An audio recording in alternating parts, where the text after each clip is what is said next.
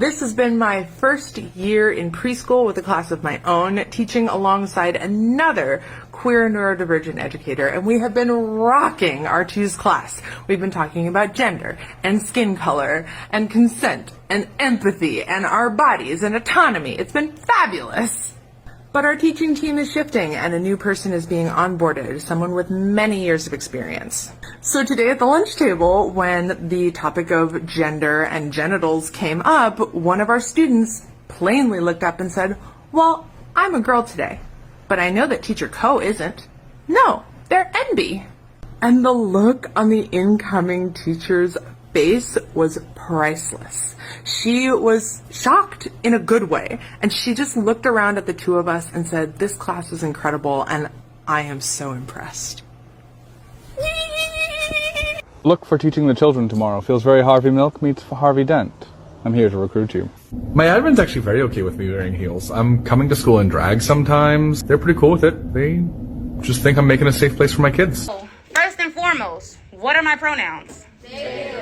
So they all know my pronouns. It's they, them. It's quite simple. And then the next question was, do y'all respect those pronouns? Yes. My classroom is one of the gayest places probably on the planet. Everything is completely covered in rainbows. I've got flags everywhere. I've got queer literature because I want every student that I have to know that being queer is something that I am proud of. I introduced myself this year with my pronouns immediately. It was one of the first things that students learned about me. And I'm going to continue to gently correct 250 people every single day because my identity is a critical part of who I am. Okay, so during third period, we have announcements and they do the Pledge of Allegiance.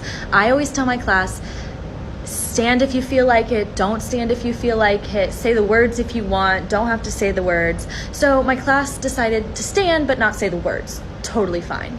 Except for the fact that my room does not have a flag. It used to be there, but I took it down during COVID because it made me uncomfortable.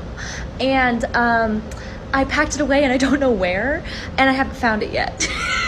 But my kid today goes, "Hey, it's kind of weird that we just stand and then, we say it to nothing." And I'm like, "Oh, well, I gotta find it. Like, I'm working on it. I got you." In the meantime, I tell this kid, we do have a flag in the class that you can pledge your allegiance to. And he looks around, he goes, "Oh, that one?" So I posted a TikTok yesterday about how I start conversations about gender and sexuality with my students. But I got a lot of weird feedback where some people you shouldn't start these conversations. You shouldn't talk about this with your kids. Yeah, you should. Because for these kids to know that a queer adult exists, to know that trans people exist and are normal, is life-changing to them. A student pulled me aside to ask me if I was trans. I said yes, and almost immediately they said, "So when I grow up, I can actually be a boy?" And honestly, I'm just proud they could say it out loud, because that really takes a lot. I actually go by Mr. Johnson, but I would like to be called Zoa now. My name is Zoa, and I'm non-binary, so you can call me Mr. Zoa, you can call me Miss Zoa, you can call me Mix Zoa, that's MX period, and I go by all pronouns. Here's some things my students have said / done since I came out and changed my teacher name. Excuse me, Miss K, I need... It's Mix K! I did not ask them to do that. You guys are in 5th grade, so I feel like I can tell you this a little bit more. My new name is going to be Mix K, and I go by they and she pronouns.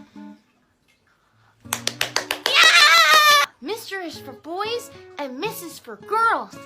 Well, I go by Mix Love Bug. What does that make me?